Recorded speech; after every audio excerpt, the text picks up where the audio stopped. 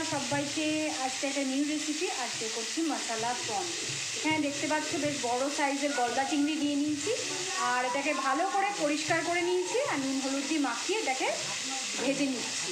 তারপরে next process দেখাচ্ছি। খুব একটা মানে মজাদার রেসিপি শেয়ার করছি, দেখতে থাকা। দেখো, দারচিনি আর শুকনো লঙ্কা দিলাম, আর পেঁয়াজটা টমেটোটা বেটে নিয়েছি সেটা অ্যাড করে দিচ্ছি, আর একটু কাজু বাটাও আমরা দিয়েছি। এবার এটাকে ভালো করে একটু কষিয়ে নেব। একটু সামান্য নুন আর একটু অ্যাড করছি হলুদ। ভালো করে নাড়িয়ে চাড়িয়ে মিশিয়ে নেব।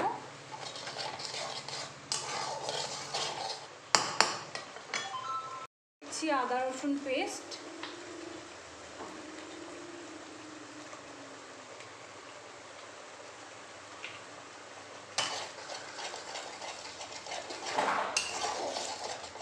কম সময়ে রান্নাটা হয়ে যায় আর খেতেও খুব স্বাদ হয়, যেহেতু বাড়িতে কোনো গেস্ট হঠাৎ করে আসলেও খুব তাড়াতাড়ি চটপটভাবে তোমরা এটা তৈরি করে দিতে কিন্তু পারবে, ঠিক আছে।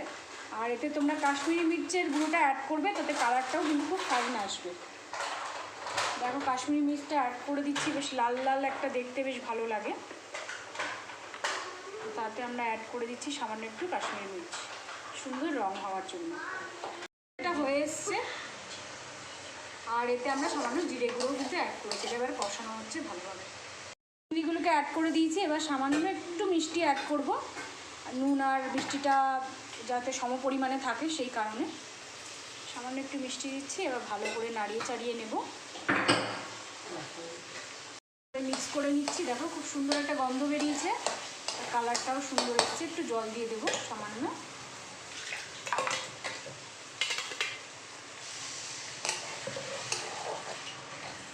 দেখো, আমাদের কিন্তু মশলা চিংড়ি যে রেডি হয়ে গেছে,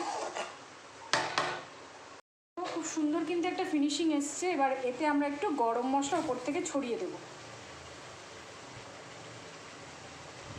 দিয়ে দিচ্ছি একটু সামান্য গরম মশলা। তো রান্না কিন্তু আমাদের ফুল রেডি হয়ে গেছে। এই রেসিপিগুলো অবশ্যই তোমরা বাড়িতে ট্রাই করবে, আর যারা চাইছো একটু কমেন্ট করতে, প্লিজ একটু কমেন্ট করে জানিও কেমন তোমাদের লাগছে খাবারগুলো, তোমরা ইজিলি করতে পারছো কি না। তো আজকের মতো এখানেই আমি শেষ করছি, আবার আগামী দিনে হাজির হব নিউ রেসিপি নিয়ে। ততক্ষণ সবাই সুস্থ থেকো, ভালো থেকো, টাটা।